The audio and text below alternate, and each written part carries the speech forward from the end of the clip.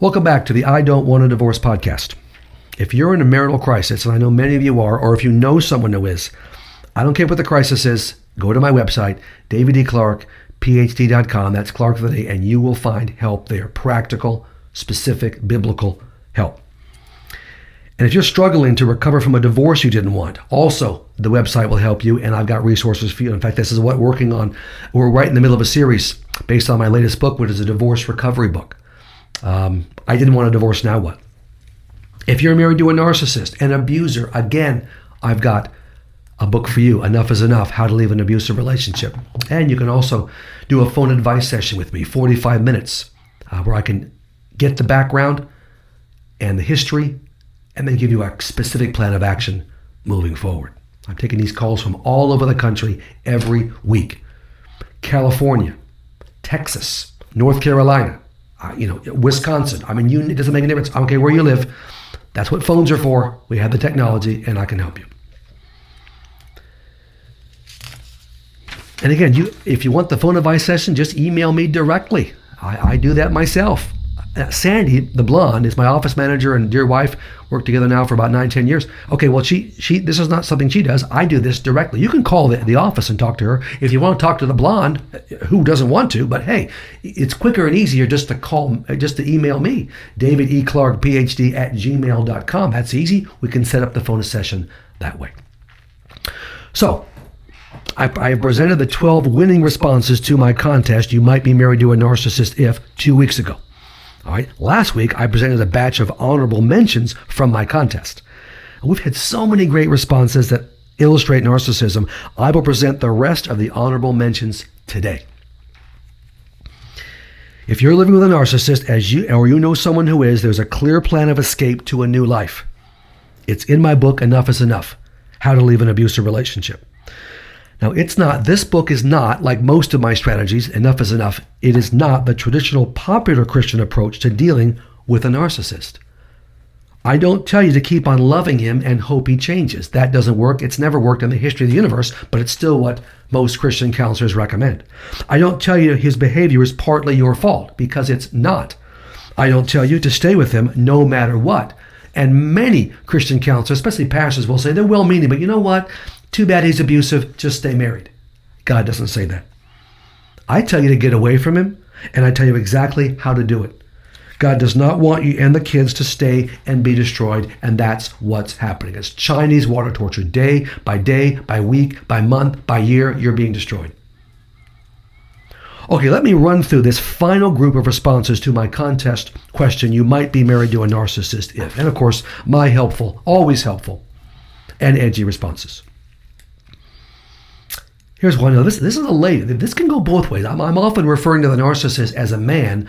Okay, 90% of the time that's true, but there's 10% easily where the woman, in fact, is the narcissist. So it goes either way. Here's a woman that's a narcissist. Here's what she's done. She forges your name on loans and steals money before leaving you. Steals more money after she steals the kids across 7 time zones. Lies to the court repeatedly. Wages a campaign to turn friends and family against you. Classic. All right? Tells people you aren't married. Accuses you of having an affair. Alienates the kids. Keeps the legal process going for over 2 years. Oh my goodness. Here's a good one. Uses at least 7 of Dr. Clarke's top 10 list of excuses to get divorced. Yeah, bogus. And plays the victim role to everyone, claiming you are out to punish her by following the court orders. Oh my goodness. And women can be, especially if they're crying and they're upset, they can fool people. Whoa. My response is that's quite a list. A narcissist's outrageous behavior, sinful behavior, knows no bounds. And this is an example of that. They'll stop at nothing. And character assassination is always a part of the package in the divorce recovery process. Oh yeah, they're going to make you look bad because they have to look good. Of course, they lie about you all the way along in the marriage. And here's a nasty truth you need to know. And he's hinting at this, of course, in the divorce recovery process. She's certainly alienating the kids. But you know what? She's been doing that all along. That's what narcissists do. From day one, the birth of your kid. I'm not kidding. They will poison that kid against you. Alienate your own children against you, behind your back. That's one of the main reasons you got to get away from them. I can't tell you how many spouses crying their eyes out in my office or over the phone in a phone advice session, who say, I'm 50, I'm 60, I'm 70 years old, my kids, I'm finally away from the narcissist, but my kids can't stand me. They've sided with him. They waited too late to leave. Here's one. The narcissist, they proclaim to everyone, including you and your mutual counselor, how much they love you. Oh yeah, they're good with the words, but at the same time, refuse to discuss and address the problems they are creating in your marriage. Well, of course not, because they don't have any problems. You do. All right? I love you. I love her. I really do. Those are words and they mean nothing. God says that in the Bible. All right? I don't care about your words. I don't care about your sacrifice. I want obedience. These are only words. They will not deal with the problems because you are the problem in their eyes. Next one, you might be married to a narcissist if he or she is envious of your success. Classic narcissism. Envious of your success and demeans the things that are important to you. Boy, couldn't have said it better myself. They're very jealous. They're very insecure. You can't hog the spotlight. A loving husband, a loving spouse would be thrilled with the success of their spouse. Making more money or getting more attention, that's great because you're my person. But the narcissist has to be more successful than you. Their accomplishments, their activities are all important. That's why often they don't want you to work, all right? Because they want you to be stuck at home. Now, if you want to be a mom and a housewife, that's wonderful, all right? But they have a different agenda. They don't want you to have any form of income because that keeps you dependent. Or if they want you to work, they want you to make money so they can spend it, but better not make more money than them. And they don't want a wife, they want a pilot fish. They had to be the big kahuna. You might be married to a narcissist if they tell you that it's your fault that they have to go looking elsewhere because you're too focused on the baby and have let yourself go. Oh, classic. Excuses for sin. Surprise, it's your fault. Every single mother focuses on the baby because I haven't had a baby before, excuse me, and I've got to meet certain needs. Yeah, the marriage gets suspended somewhat. This happened to me 4 times, okay? You grow up, you deal with it, you work around the kids. Not the narcissist, You know, if only you hadn't focused on the baby, if only you had not gained weight and been prettier, he wouldn't have sinned. That is a lie. There are pastors and Christian counselors that will tell you that, well, yeah, he's got a point there. No, he doesn't. That's ridiculous. He sinned because he wanted to sin, and his sin's 100% his fault. It has nothing to do with you. I have literally been in I don't know how many sessions with a couple where there's a narcissistic man who's had an affair and is blaming his wife, and I look at the wife and she's beautiful, she's gorgeous, she's a doll. Okay, well, that isn't the issue. They'll do it no matter what you look like. It makes no difference what you look like. He married you because he was attracted to you anyway. Here's one. I like this, says it very clearly. You might be married to a narcissist if he says he sees no good in you that outweighs your bad. Oh my goodness, classic. That says a lot, doesn't it? With this kind of a guy, a narcissist, your bad will always outweigh your good. That's how he keeps you under his control, uneasy, insecure, and justifies his sin. He expects you to live your life trying to win his approval, and it's never gonna work. Here's a good one. This was contributed by a good friend of mine, by the way.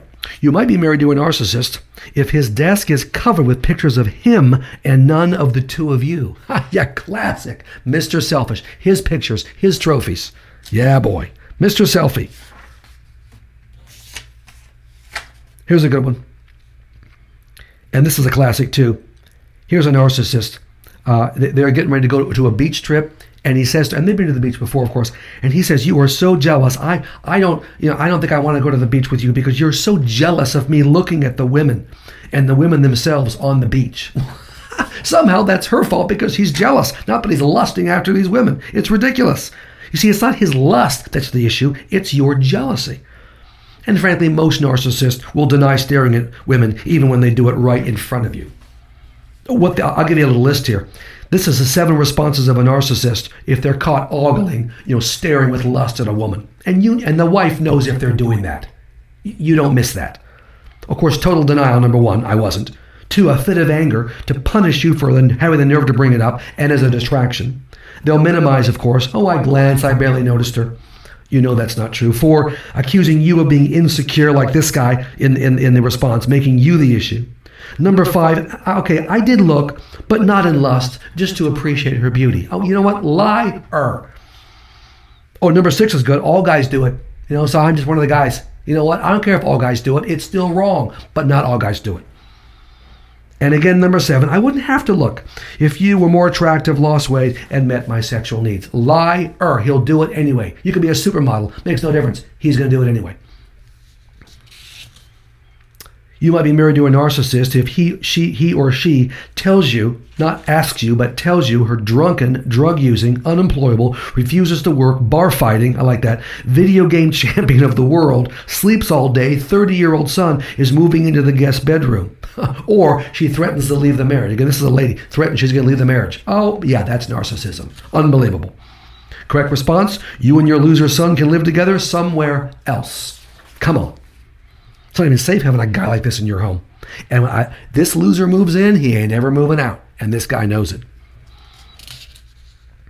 You might be married to a narcissist if he thinks he needs the attention from another woman, the same age as his daughter, to make himself feel better. Yeah, classic narcissism. They often go for the younger woman. Younger, stupid women, in fact, are everywhere. I call them bimbo skanks. They're all over the place, and they'll play the game of attention. They shouldn't, but they will. Here's a good one. He has stated that I have already biblically divorced him by handing him an injunction. And the injunction stated to get help from a professional. This guy was having some mental health issues and narcissism, abusive behavior. But all of a sudden, they're divorced. Well, you're not divorced, but he says you are. I've seen this both ways. The narcissist will tell you that you have divorced him because you have called him on his sinful behavior. Okay, now we're divorced, which means I can do whatever I want. No, we're still married, legally. And the narcissist will say that he and you are already divorced when you're not legally divorced. Of course. Okay, either way. Now, this view allows him to continue to sin and live like a single man. All right? So either he'll say you've divorced him or that he's somehow divorced you even though you're not divorced. You might be married to a narcissist if she insists you take her out. This is, again, a female narcissist. Insists you take her out even though you're trying to get over COVID. Exactly. Are you kidding? Who cares about you? You are so selfish because you're trying to recover from COVID. Look, it was your fault for getting COVID anyway, in her crazy head. And why should she suffer? You tell her to take herself out of the home, not just to a restaurant. Selfish. Here's a string of narcissism right here. Let's take a look at this. You might be married to a narcissist if he or she cheats on you repeatedly and calls you a narcissist. See, opposite world. He's not the narcissist, you are. He's not abusive, you are. You might be married to a narcissist if she cheats on you, then says nothing they can do in recovery is good enough for you. Yeah, classic. I can't please you. It's not my horrible sin that's caused the problem. You won't forgive me. I can't seem to get you to forgive me. Well, forgiveness takes time, buddy, especially if you're demanding it. You might be married to a narcissist if he or she cheats on you, but blames you, of course, for their infidelity. Of course, it's always and forever your fault. Don't ever forget that. You might be married to a narcissist. This is a simple one, made me laugh. If he or she trips and blames you for their fall. You're walking along the sidewalk. You're not even touching it, and they trip and fall down, and it's somehow your fault. Of course it's your fault. Sorry, honey, it must have been the breeze I generated walking next to you, or my beauty distracted you. I mean, really? And this person's serious. When you trip and fall, it's your own dumb fault, or it's an accident. Come on. And they're mad at you because you decided to get mentally healthy and change for the better. Oh, that's the unpardonable sin of the narcissist. You getting healthy and assertive and drawing the line and even leaving them. They want you weak, passive, sick, and dependent for the rest of your life. God doesn't want that. Okay, one more and we'll be done. And then next week, we're going to get back to my series based on my divorce recovery book. I didn't want to divorce, now what? Okay, last one. If when confronted with something, infidelity, lie, actions against you, says, what are you talking about? In a tone implying you are crazy, misunderstood what happened, it never happened exactly. Again, always your fault. You're the crazy one. Denial is a hallmark of narcissism. A narcissist will only admit to what you already know, and he'll blame it on you anyway. So if he's caught in an affair, he will never admit it. How about these texts on the phone? How about these nude pictures you sent? He'll say, okay, he'll admit to that much. But again, it doesn't make a difference because it's still your fault. All right. Thank you so much for your responses to this contest. You did a great job. It was a lot of fun. I hope it's been practically helpful to all those of you who are living with a narcissist. I don't know if you're a narcissist yourself and you realize, hey, maybe I need some help, but that'd be great too. I don't hold out much hope for that. But if you're living with a narcissist or you know someone who is, that's what this contest was really about. Now, if you're finding these podcasts helpful, subscribe to my YouTube channel. Obviously, if you want to view these podcasts and see me in person, and frankly, who wouldn't? You know what? You can subscribe to my YouTube channel. Leave us a 5-star rating, a review, a comment. Boy, this helps us grow our audience and help more and more people that are in crisis. Again, next week, we'll return to the divorce recovery series, and the podcast will focus on you need to work through issues, the mistakes you made in the marriage, whatever was on that list. You're not at fault for the divorce, but you're at fault for your issues. That's part of how you can get rid of your guilt and shame, which is bogus. God doesn't want you to experience that. So until next week, Dr. David E. Clarke of DavidEClarkePhD.com signing off.